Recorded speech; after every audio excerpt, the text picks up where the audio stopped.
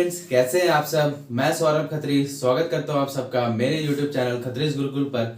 और आज का जो हमारा वीडियो है वो केमिस्ट्री का है। और आज हम लोग यहाँ पर केमिस्ट्री में नया चैप्टर शुरू करने जा रहे हैं जो कि हमारा है चैप्टर नंबर 2 केमिस्ट्री का, एसिड्स बेसिस एंड सॉल्ट्स। ठीक है, चलिए बिना किसी देरी के इस चैप्टर को हम लोग सीधा शुरू करते हैं। सबसे पहले ये जान लेते हैं कि इस चैप्टर में हम लोगों को पढ़ना क्या क्या चीज है। ठीक है, उसके बाद एक एक करके हम सारे टॉपिक्स को कवर कर लेंगे। सबसे जैसे कि टॉपिक ही है हमारा, सबसे पहले हमको एसिड के बारे में पढ़ना है, बेस के बारे में पढ़ना है, इन दोनों की प्रॉपर्टीज के बारे में जानना है, और फिर इन दोनों से मिल करके जब सॉल्ट बनता है तो उसके बारे में पढ़ना है, और फिर डिफरेंट टाइप्स के सॉल्ट्स, उनके यूजेस, मेथड ऑफ प्रिपरेशन के बारे में हमको इस चैप्टर में पूरी तरीके से पढ़ना है। ठीक है, और साथ ही साथ एसिड और बेस के स्ट्रेंथ के बारे में भी इस चैप्टर में पढ़ना है। ठीक है, कि कोई अगर दो एसिड्स हैं हमारे पास तो कौन सा एसिड ज्यादा स्ट्रांग होगा, कौन सा वीक होगा, वैसे ही बेस के केस में वो हमको यहाँ पर देखना है। ठीक है, तो चलिए हम लोग शुरू करते हैं सबसे पहले एसिड और बेस के डेफिनेशन से। ठीक है, एसिड और बेस के डेफिनेशन से तो ध्यान से देखिए, हम लोग जो है नॉर्मल लाइफ में काफी जगह, मतलब हर जगह एसिड और बेसिस का इस्तेमाल है। हमारा बॉडी में भी बहुत सारे एसिड्स हैं। हम लोग आसपास जो फूड आइटम्स जो हमारा था उसमें भी एसिड बेस होता है। जो हमारा डेली यूजेस है, डेली लाइफ में जो यूज करते हैं जिन चीजों का हम लोग, वो सब जो है एसिड और बेस से मिलकर के ही बने होते हैं। जैसे कि अगर हम बात कर ले कि कोई फूड आइटम हो गया या फिर जैसे फ्रूट्स, ठीक है, फ्रूट्स वगैरह जो भी जूसी फ्रूट्स होते हैं उनमें सिट्रिक एसिड होता है। फिर हमारा जो हम लोग विनेगर यूज करते हैं उसमें एसिटिक एसिड होता है। और जो हमारा सब्जी वगैरह होता है, टमाटर होता है, उसमें एस्कॉर्बिक एसिड होता है। जो इमली होता है उसमें टार्टरिक एसिड होता है। तो हमारा जो फूड है उसमें एसिड वगैरह होता है। जो हमारी डेली लाइफ में जो यूज करने वाली चीजें जैसे कि सोप हो गया, वो बेस से मिलकर के बना होता है। ठीक है, तो ये सब जो है हम लोग डेली लाइफ में इस्तेमाल करते हैं और ये सारे एसिड और बेस से मिलकर के बने होते हैं। देखिए, क्लास 7th में एसिड और बेस के बारे में पढ़ना था। ठीक है, तो वहां पर भी थोड़ा सा एक बेसिक डेफिनेशन पढ़े होंगे कि एसिड वो सब्सटेंस होता है जिसका टेस्ट जो है खट्टा यानी सोर टेस्ट का होता है। ठीक है, और बेस वो सब्सटेंस होता है जिसका टेस्ट जो है कड़वा यानी बिटर होता है। ठीक है, तो अब हम लोग हर एसिड और बेस को टेस्ट करके तो नहीं डिफरेंशिएट कर सकते हैं कि हाँ जो हमको सब्सटेंस रखा हुआ है वो एसिड है कि बेस है। सब चीज तो हमारे लिए खाने लायक नहीं ना है कि टेस्ट करके तुरंत बता दें। ठीक है, तो अलग अलग हमको और अलग डेफिनेशन चाहिए वहां पर कि हम एसिड को अलग तरह से और बेस को अलग तरह से डिफाइन कर पाए टेस्ट के बेसिस पर नहीं। ठीक है, तो जो पहले इंसान जो थे जो इस चीज के बारे में बताए थे वो थे हमारे आर्हेनियस। आर्हेनियस ने सबसे पहले एसिड और बेस को अलग तरह से डिफाइन किया। उन्होंने डिफाइन किया हाइड्रोजन आयंस के बेसिस पर, हाइड्रोजन आयंस के बेसिस पर और हाइड्रोक्साइड आयंस के बेसिस पर। तो आर्हेनियस के अकॉर्डिंग क्या था, एसिड वो सब्सटेंस है जो वाटर के प्रेजेंस में हाइड्रोजन आयन रिलीज करता है। ठीक है, और बेस वो सब्सटेंस है जो वाटर के प्रेजेंस में हाइड्रोक्साइड आयन को रिलीज करता है। तो एसिड वो जो वाटर के प्रेजेंस में हाइड्रोजन आयन रिलीज करता है और बेस वो जो वाटर के प्रेजेंस में हाइड्रोक्साइड आयन को रिलीज करता है। तो इस तरह से आर्हेनियस ने एसिड और बेस को डिफाइन किया। तो सबसे पहले हम लोग को यहां पे पढ़ना है Arrhenius concept of acids and bases. ठीक है,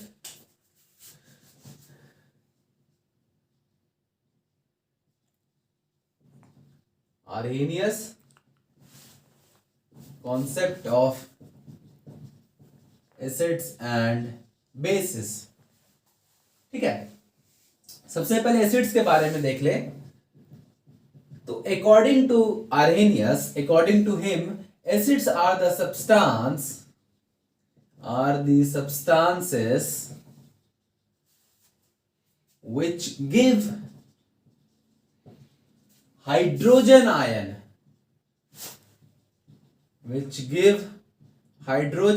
that is H plus ion in the presence of water.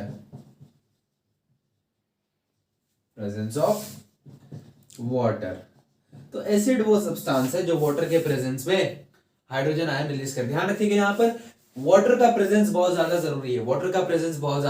जरूरी है। अगर वाटर नहीं है तो कोई सब्सटेंस एसिड होते हुए भी एसिडिक प्रॉपर्टीज को शो नहीं करेगा जब तक कि वो वाटर के कांटेक्ट में ना आए, वाटर वहां पर अवेलेबल ना रहे, तब तक वो एसिडिक प्रॉपर्टीज को शो नहीं करेगा। एग्जाम्पल के तौर पे देख ले तो सबसे पहला जो है hydrochloric acid,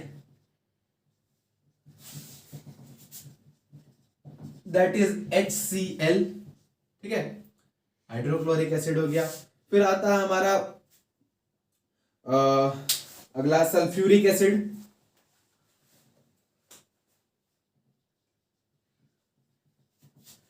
sulphuric acid H2SO4। फिर आता है हमारा नाइट्रिक एसिड HNO3। ये तीन ATC, और भी बहुत सारे एसिड्स हैं लेकिन मैं केवल तीन का एग्जाम्पल यहाँ पे दे रहा हूँ, ठीक है।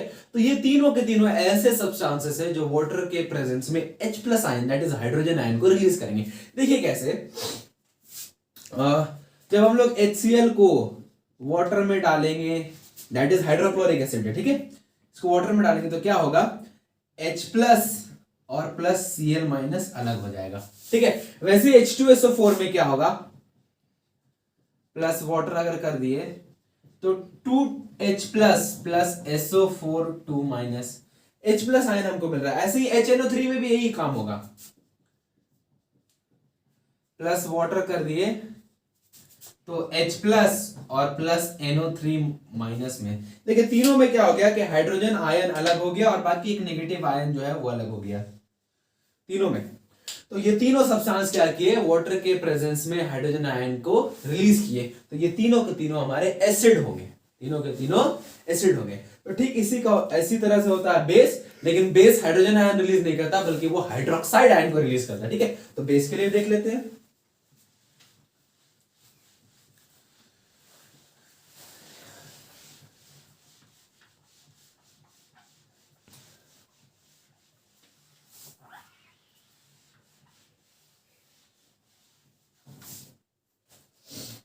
चलिए बेस के बारे में देख लेते हैं पहले। अब bases are the substances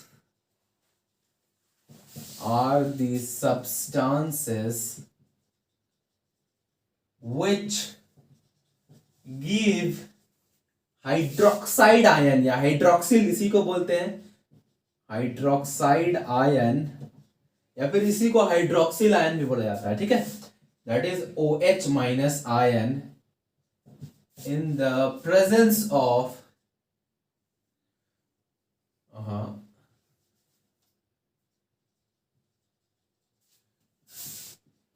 water, ठीक है।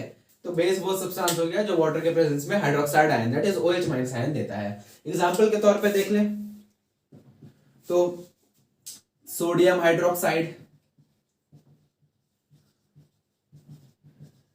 दैट इज, इसका फॉर्मूला होता है NaOH। Calcium hydroxide CaOH whole 2। फिर तुम potassium hydroxide KOH, iron hydroxide, copper hydroxide, magnesium hydroxide, सब के सब जो हमारे बेसिस होते हैं, ठीक है, एक्सेट्रा।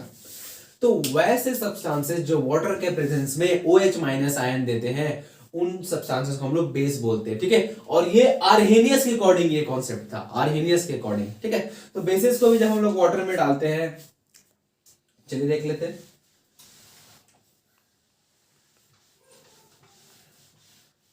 जब हम लोग बेसिस को भी वाटर में डालते हैं, सच जैसे NaOH that is sodium hydroxide को जब हम लोग वाटर में डालेंगे H2O, तो ये क्या होगा, Na plus plus OH minus ion में टूट जाएगा। फिर KOH का भी वही हाल होगा, H2O में डालेंगे तो K plus plus OH minus ion में टूट जाएगा।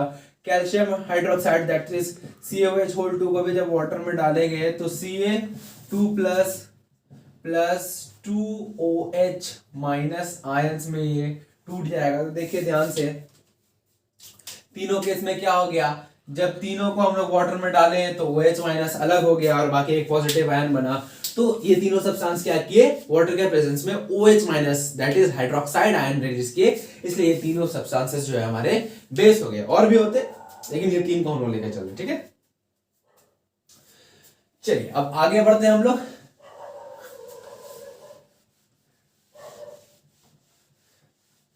हाँ, एक बात और यहां पे जान लेते हैं थोड़ा सा।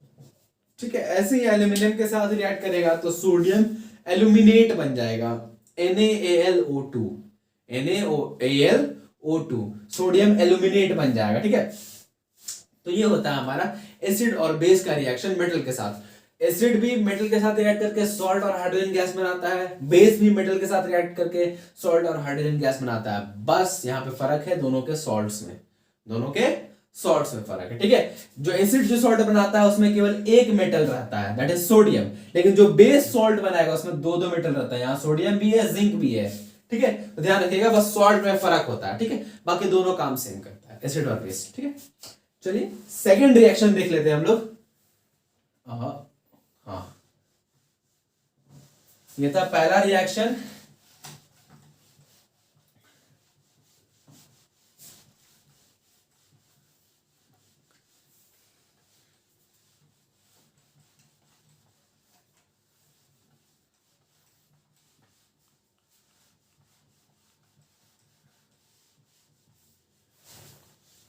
चलिए दूसरा रिएक्शन जो है हमारा,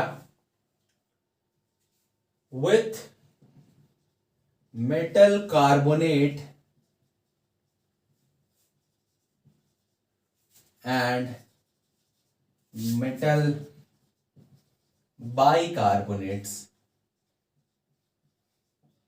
ठीक है, with metal carbonates and metal bicarbonates. ध्यान देखिएगा, पहले रिएक्शन में जाने से पहले हम पहले ये कुछ चीजों को क्लियर कर लेते हैं कि देखिए कि जो metal carbonates and metal bicarbonates होते हैं ये बेसिक नेचर के होते हैं, ये बेसिक नेचर के होते हैं, मतलब ये बेस होते हैं।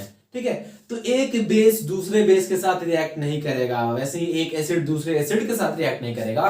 तो जो मेटल कार्बोनेट्स और मेटल बाइकार्बोनेट्स है ये सिर्फ और सिर्फ एसिड के साथ रिएक्ट करेगा, सिर्फ और सिर्फ एसिड के साथ रिएक्ट करेगा, बेस के साथ इनका रिएक्शन नहीं होगा। ठीक है, तो लिखेंगे यहां पर हम लोग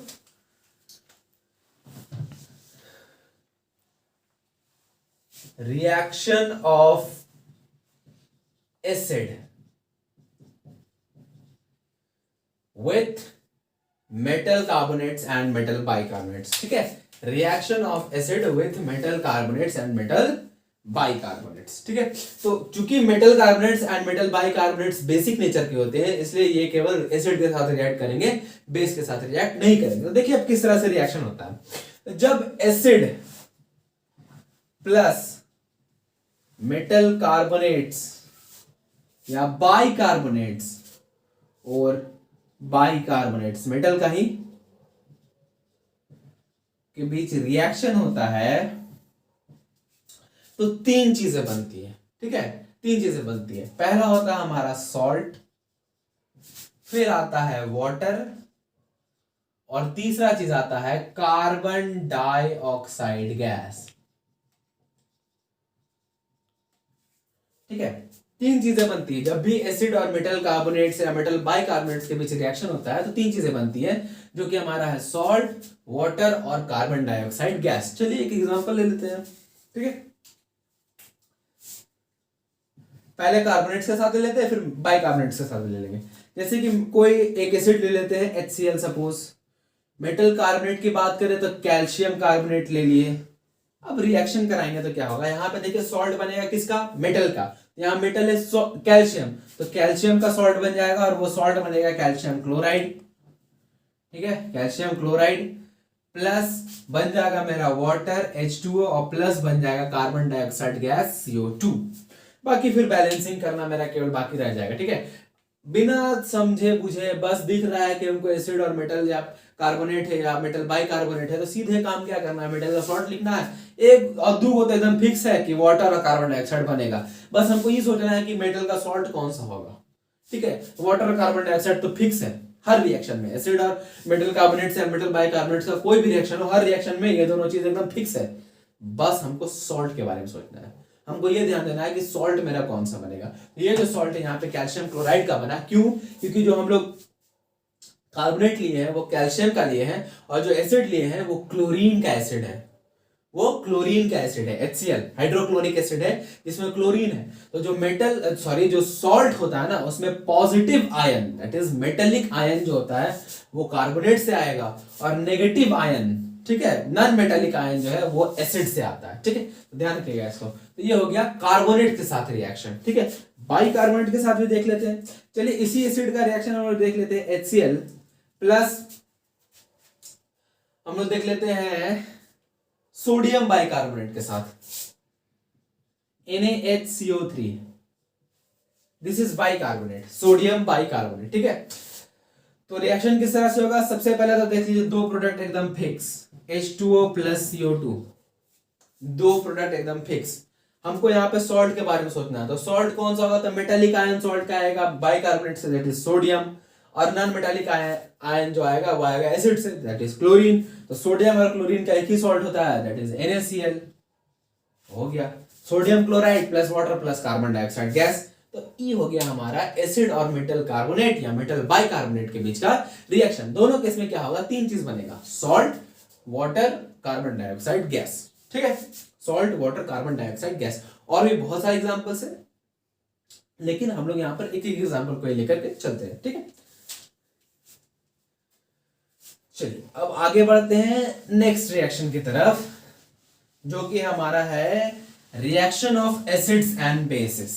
मतलब अभी तक हम लोग एसिड का रिएक्शन देखे मेटल के साथ, मेटल कार्बोनेट, मेटल बाइकार्बोनेट के साथ, बेस का रिएक्शन देखे मेटल के साथ। अब देख लेते हैं कि जब एसिड और बेस दोनों एक दूसरे से जब रिएक्ट करेगा तो उनका रिएक्शन किस तरह से होगा, ठीक है। उनका रिएक्शन किस तरह से प्रोसीड होगा, क्या प्रोडक्ट बनेगा, क्या होगा नहीं होगा, वो देखना है हमको। अब थर्ड टाइप का जो रिएक्शन यहां पे देखना है हमको, that is reaction of acids and bases. मतलब एसिड और बेस के बीच का रिएक्शन, ठीक है। Reaction between acids and base, reaction between N acid and base, ठीक है। मतलब जब एक एसिड और एक बेस आपस में रिएक्ट करेगा तो क्या बनेगा, ध्यान से देखिए। इस रिएक्शन का एक स्पेशल नाम भी है। जब एसिड और बेस आपस में रिएक्ट करता है तो सिर्फ दो ही चीज बनता है, सिर्फ दो चीज। जो पहला चीज होता है वो होता है सॉल्ट, और दूसरा चीज जो होता है वो होता है वाटर। बस ये दो चीज बनता है। जब भी कोई भी एसिड और कोई भी बेस रिएक्ट करे, चाहे वो वीक हो, स्ट्रॉन्ग हो, कुछ भी हो, फर्क नहीं पड़ता, मेरा सॉल्ट और वाटर ही बनेगा, सॉल्ट और वाटर ही बनेगा, ठीक है। ध्यान देखिए, एक एग्जांपल देख लेते हैं, ठीक है।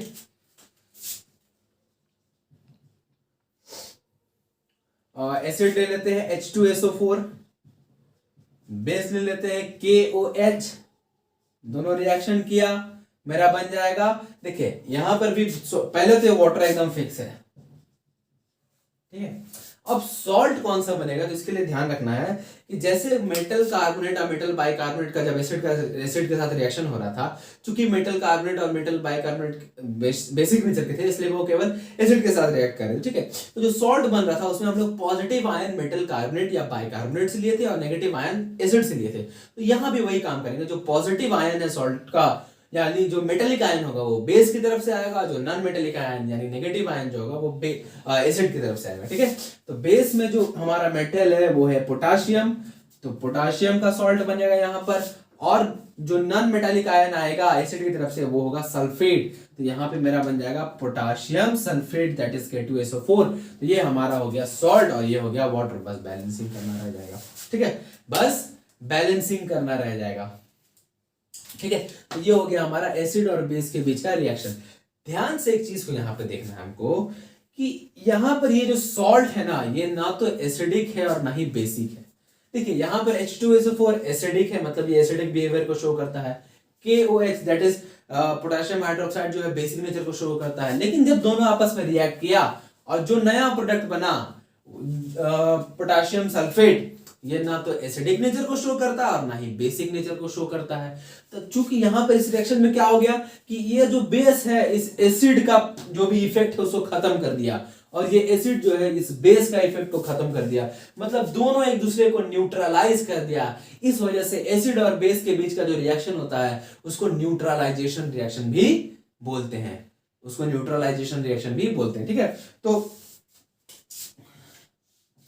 the reaction between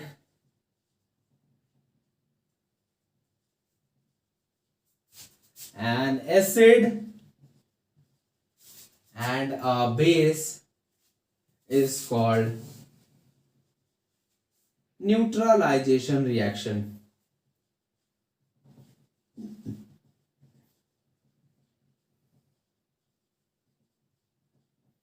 ठीक है, न्यूट्रलाइजेशन रिएक्शन।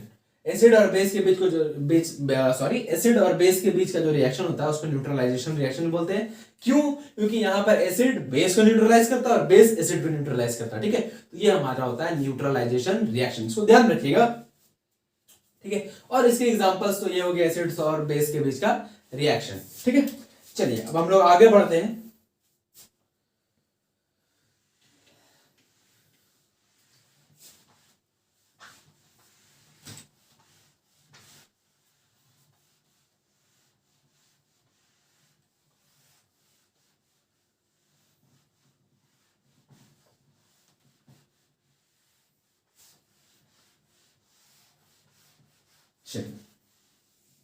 देखिए, अब हमको क्या देखना है, अभी दो रिएक्शन और देखना है। ठीक है, मेटल ऑक्साइड और नॉन मेटल ऑक्साइड का एसिड और बेस के साथ रिएक्शन। देखिए, पहले इस चीज को समझ लेते हैं कि कौन किसके साथ रिएक्ट करेगा। मेटल ऑक्साइड किसके साथ रिएक्ट करेगा, एसिड के साथ या बेस के साथ, और नॉन मेटल ऑक्साइड किसके साथ रिएक्ट करेगा, एसिड के साथ, बेस के साथ। और किसी के भी साथ कर रहा है तो क्यों उसी के साथ करेगा, दूसरे वाले के साथ क्यों नहीं, इसको जान लेते हैं पहले। ठीक है, देखिए जो नॉन मेटल ऑक्साइड्स होते हैं ना, पहले उनके बारे में देख लेते हैं।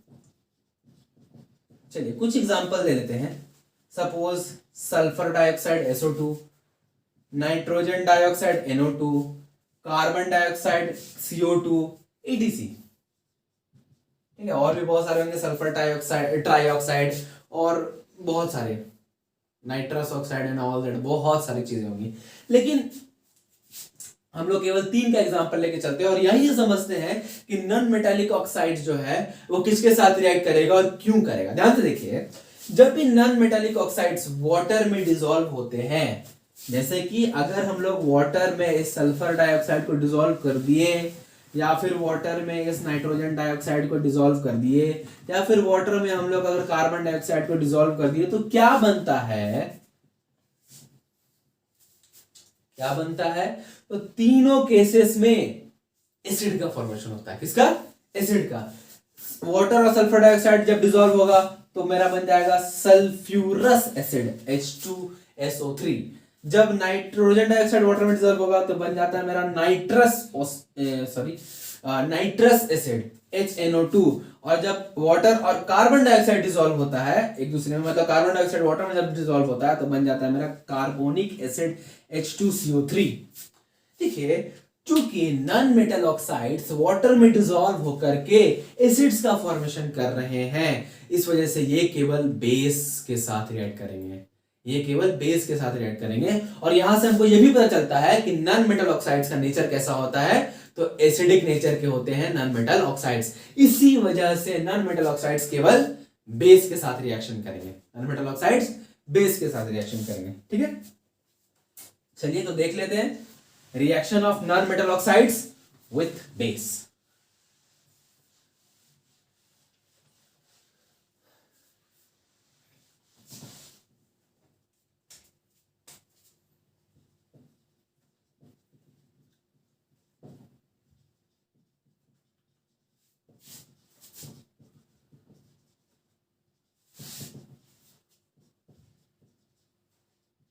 ध्यान से देखिएगा, क्योंकि देखिए एसिड्स सॉरी जो नॉन मेटल ऑक्साइड्स है वो एसिडिक नेचर के होते हैं और इनका रिएक्शन हम बेस के साथ करा रहे हैं, तो यहां पर भी सेम उसी तरह से रिएक्शन होगा जैसे एसिड और बेस के बीच होता है। मतलब non metal oxides plus base के बीच जब रिएक्शन होता है तो सिंपली दो ही चीज बनता है, सॉल्ट और वाटर। ठीक है, चलिए एक एग्जांपल ही देख लेते हैं। जब सल्फर डाइऑक्साइड गैस, हम लोग जो नॉन मेटल ऑक्साइड है सल्फर डाइऑक्साइड को ले लेते हैं और बेस हम लोग ले लेते हैं sodium hydroxide that is NaOH। जब इन दोनों के बीच का रिएक्शन होता है तो हमारा सॉल्ट और वाटर ही बनेगा, लेकिन सॉल्ट कौन सा बनेगा, सोडियम सल्फाइड Na2SO3 और प्लस वाटर। देखिए ये रिएक्शन हुआ कैसे, पहले इसको जान लेते हैं। देखिए क्योंकि ये जो NaOH है ये बेसिक प्रॉपर्टीज को शो करता है जब वाटर के प्रेजेंस में। ठीक है, वाटर भी मतलब इस रिएक्शन में वाटर भी है और पहले क्या होता है कि जो सल्फर डाइऑक्साइड गैस है वो वाटर में डिसॉल्व हो जाता है और मेरा बना लेता है सल्फ्यूरस एसिड H2SO3, और फिर ये H2SO3 मेरा NaOH के साथ रिएक्ट करता है और फिर मेरा बन जाता है क्या, सोडियम सल्फाइड प्लस वाटर। तो ये जो Na2SO4 है ये है मेरा सोडियम सल्फाइड।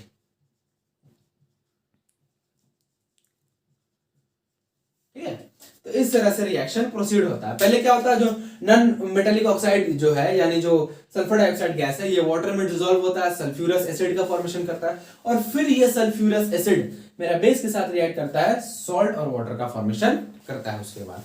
ठीक है, तो ये हो गया हमारा एग्जांपल किसका, नॉन मेटेलिक ऑक्साइड और बेस के बीच का रिएक्शन का। ठीक है, और भी एग्जांपल्स ऐसे होंगे जैसे NO2 गैस जब KOH के साथ रिएक्ट करेगा तो अगेन वही बनेगा मेरा, क्या होता है HNO2। सबसे पहले क्या होगा, NO2 जो है वाटर में डिसॉल्व होगा तो मेरा बन जाएगा नाइट्रस एसिड HNO2, और फिर ये HNO2 KOH के साथ रिएक्ट करेगा और बना जाएगा KNO2 that is potassium nitrate, nitrite, potassium nitrite, और प्लस में मेरा बन जाएगा वाटर। तो यहां पर वही होएगा पोटासियम नाइट्राइट KNO2 और प्लस में बन गया मेरा वाटर। ठीक है, तो ये हो गया हमारा reaction of non metal oxides with basis. ठीक है, चलिए अब हम लोग आगे बढ़ते हैं, मेटल ऑक्साइड्स के बारे में देखते हैं। तो नॉन मेटल ऑक्साइड्स था,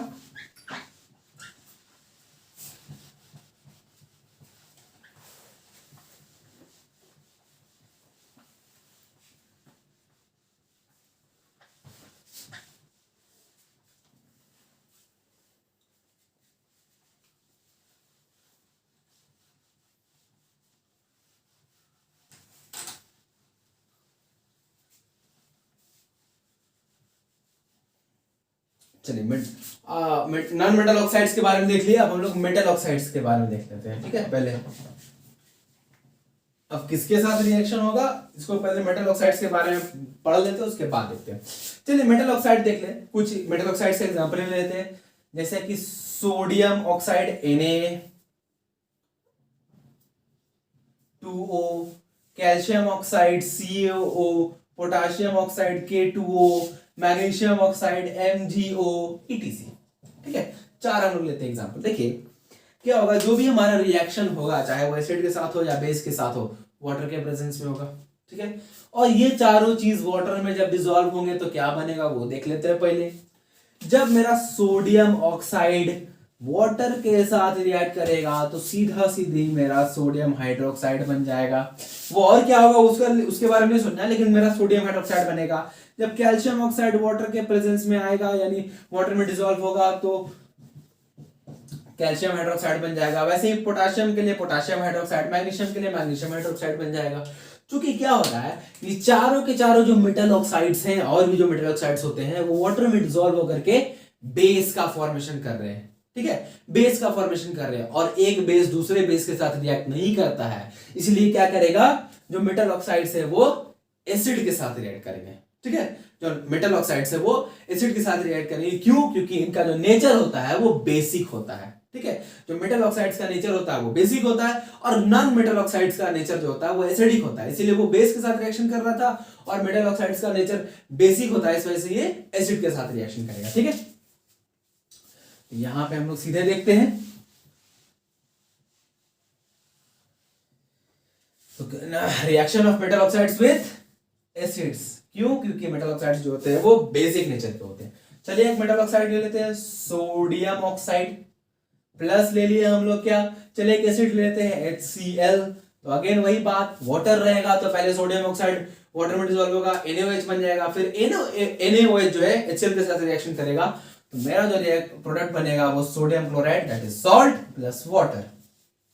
सॉल्ट प्लस वाटर, क्यों? क्योंकि ये तो फाइनली बेस ही बन जाएगा, ये एसिड है, एसिड और बेस के बीच का रिएक्शन जो होता है वो सॉल्ट और वाटर का फॉर्मेशन करता है, दैट इज न्यूट्रलाइजेशन रिएक्शन होता है। तो ये हो गया हमारा एग्जांपल एक किसका, reaction of metal oxides with acids का। ठीक है, तो ये हो गया हमारा एक एग्जांपल। चलिए अब हम लोग आगे बढ़ते हैं, और भी ऐसे एग्जांपल्स होंगे।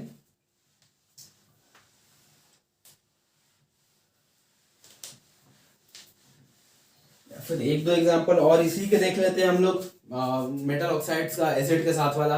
जैसे कि कैल्शियम ऑक्साइड को ले लें और इसका H2SO4 के साथ रिएक्शन करा दे, तो कैल्शियम ऑक्साइड क्या होगा, वाटर में डिसॉल्व होगा तो कैल्शियम हाइड्रोक्साइड बना देगा, और फिर कैल्शियम हाइड्रोक्साइड सल्फ्यूरिक एसिड के साथ रिएक्ट करेगा तो मेरा बन जाएगा calcium sulphate CaSO4 plus H2O। ठीक है, तो ये हो गया हमारा एक और एग्जांपल किसका, तो मेटल ऑक्साइड और एसिड के बीच के रिएक्शन का। चलिए देखिए स्टूडेंट्स, क्या है कि मैं बीच में एक चीज बताना भूल गया था, that is strong acids and weak acids, वैसे strong bases and weak bases के बारे में बताना भूल गया था। ठीक है, तो उसको यहाँ पर देख लेते हैं, 2 मिनट का कॉन्सेप्ट है, उसको फट से कवर कर देते हैं। ठीक है, वो मैं भूल गया था, वो जब Arrhenius concept of acids and base बताया था मैंने, उसके जस्ट बाद ही बताना था मुझे, लेकिन मुझे वो सडनली मेरे दिमाग से वो बाहर निकल गया था और रिएक्शन वाला पार्ट मैंने शुरू कर दिया। ठीक है, चलिए शुरू करते हैं। Strength of acid that is strong acids and weak acids, ऐसे ही strong base and weak base के बारे में हम लोग देखेंगे। ठीक है, पहले एसिड्स के बारे में देख लेते हैं।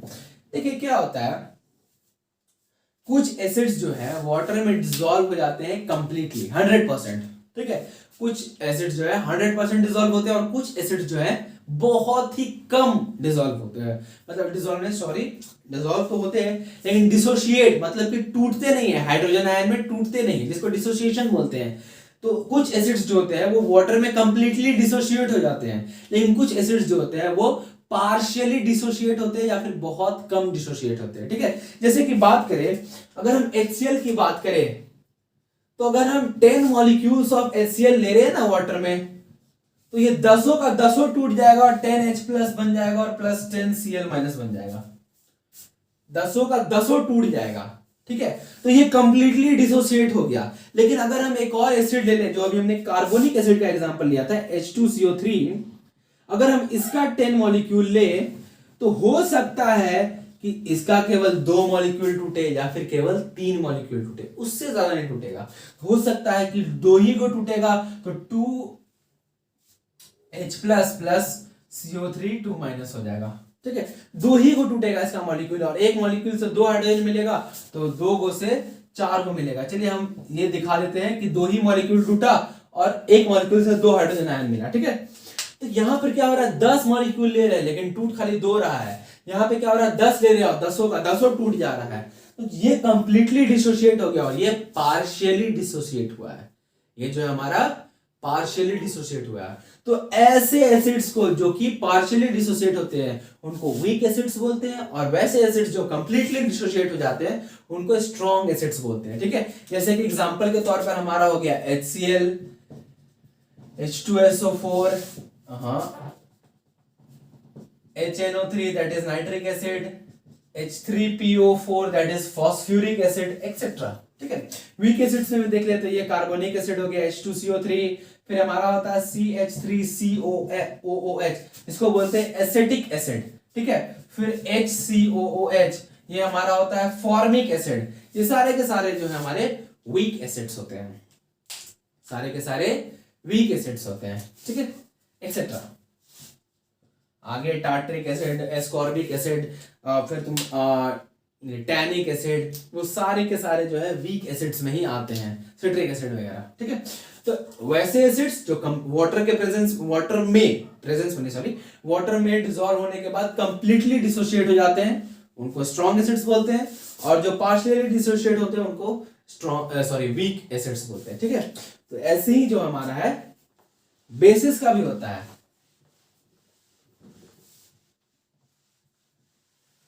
जो वाटर में कंप्लीटली डिसोशिएट हो गया वो स्ट्रॉन्ग बेस, और जो पार्शियली डिसोशिएट हुआ वो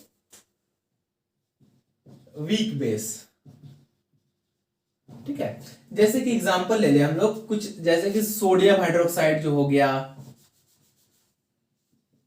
NaOH, KOH, CaOH whole 2 that is calcium hydroxide, MaOH whole 2 magnesium hydroxide etcetera, ये सब जो है मेरे स्ट्रॉन्ग बेसिस है। अगर हम इनका 10 मॉलिक्यूल वाटर में डालेंगे तो 10 के 10 टूट जाएंगे, लेकिन कुछ ऐसे बेसिस हैं सच एज हमारा, हम ले लेते हैं lead hydroxide, copper hydroxide, iron hydroxide ATC, ये सब जो हमारे हैं ये वीक बेसिस है। क्यों? क्योंकि ये पार्शियली डिसोसिएट होते हैं। पार्शियली, अगर इनका 10 मॉलिक्यूल ले तो हो सकता है 1 टूटे 2 टूटे, लेकिन 10 का 10 नहीं टूटेगा। और उसमें भी एक बात ये भी हो सकता है कि हर एक के पास कैपेसिटी है कि इसके पास 2 हाइड्रोक्साइड आयन देने का कैपेसिटी है, लेकिन ये भी हो सकता है कि जब PbOH whole 2 that is lead hydroxide जब वाटर में डिसॉल्व करें हम लोग, तो मेरा PbOH अलग हो जाए और केवल एक ही OH माइनस आयन दे, एक ही OH माइनस आयन दे। यहां पर एक प्लस आ जाएगा क्योंकि एक माइनस हट गया ना यहां से। क्या होगा? इसके पास कैपेसिटी है 2 OH माइनस आयन देने का, लेकिन ये देगा खाली एक, कंजूसी। ठीक है, ये देगा खाली एक। तो इसी कंजूसी की वजह से ये हो गया हमारा वीक बेस, और चूंकि ये कंप्लीटली डिसोसिएट हो जाएगा इस वजह से ये हो गया हमारा स्ट्रॉन्ग बेस। ठीक है, तो ऐसे होते हैं weak acids and strong acids, और strong bases and weak bases. ठीक है, तो आज के वीडियो में हम लोग इतना ही रखते हैं। मुझे उम्मीद है कि आप लोगों को ये सारे कॉन्सेप्ट समझ में आ गए होंगे। अगर आपको किसी भी तरह का डाउट होता है तो आप मुझे वीडियो के नीचे कमेंट सेक्शन में पूछ सकते हैं, और अगर आपको मेरी वीडियो अच्छी लगती है तो आप मेरे चैनल को सब्सक्राइब कर लीजिए, और बगल में जो बेल आइकन है उसको प्रेस करके ऑल को सिलेक्ट कर लीजिए, जिससे क्या हो कि मेरे हर नए वीडियो का नोटिफिकेशन आप तक पहुंच रहा है। तो मिलते हैं आप लोगों से एक नए वीडियो लेक्चर में, तब तक के लिए थैंक यू।